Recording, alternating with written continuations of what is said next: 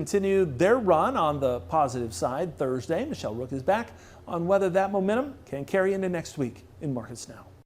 Row crops were higher on Thursday with the wheat market lower. Roose of U.S. Commodities joining us, and the pop in soybeans and corn. How much of that was just kind of tied to this hot, dry weather forecast, Don? Well, I think when you look at it, Michelle, I think number one, the market's lost momentum technically to the downside, looking for some kind of support in the market. And no doubt, as you're looking at the forecast going forward, the next 10 days looks like void of any rain. Then we get hot into next week, into the weekend. So still a debate on what the yield is going forward, particularly on the soybeans this time of year, but also the corn on the fill and the test weight. So I think that's probably number one. And number two, I think, is probably the Pro Farmer Tour next year, giving a pause to the market. Yeah, because really the market is searching for what yield is right now, isn't it?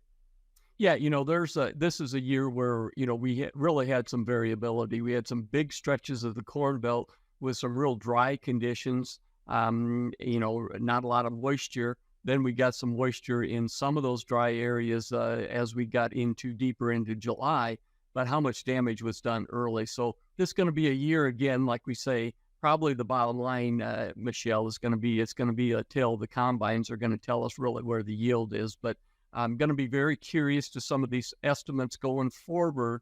And oftentimes, that's a pause. And then we see, if we hear more harvest results going from the south to the north, what the yield really is. So a pause for right now on the market. So, Don, if we've lost that downward momentum, how much recovery can we expect in corn and beans? Well, I think, like we say, before you can go up, you have to quit going down. We pause. The big resistance on corn is up around the round number $5. There is a gap to the upside on D's corn if we can get a push up to 525.5 target. Same thing on soybeans. We held $13 on November soybeans.